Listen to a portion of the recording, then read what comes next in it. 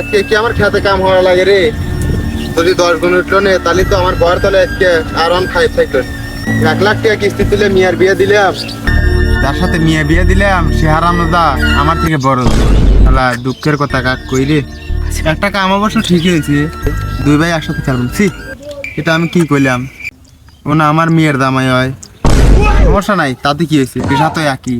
আর এমন মানুষের খেলা কিস্তি দিলাম, খেলা কিস্তি দিয়ে বিপদে পড়ে গেলাম। 3 মাস হলে কিস্তি নিছে, আজ কিস্তি ফেরত দেওয়ার নাম নাই। আজকে ও কিস্তি দিবি আর নাহলে ওর শালা বউকে তুলে নিয়ে আসবো আমি। শালা ও ভাই একটু শোনেন তো ভাই তাই এনে কেসমত কেন ভাই? কেসমতের নাকি একটা মেয়ে আছে বিয়ার লাখি, আমি তার মেয়ের বিয়ের সম্বন্ধ নিয়ে আইছি। ছেলে বিমান বাহিনীর চাকরি করে। ভাই আমার নামে তো কেসমত, আর আমার মেয়ের তো বিয়ে হয়ে গেছে ভাই, আর আপনি সম্বন্ধ নিয়েছেন। ও আচ্ছা, এই শালা তোকে তো আমি খুঁজতেছি, তুই 3 মাস হলো কিস্তি দিস না। আজকে তুই কিস্তি দিব আর নালে তুই তোর বউ দেবো।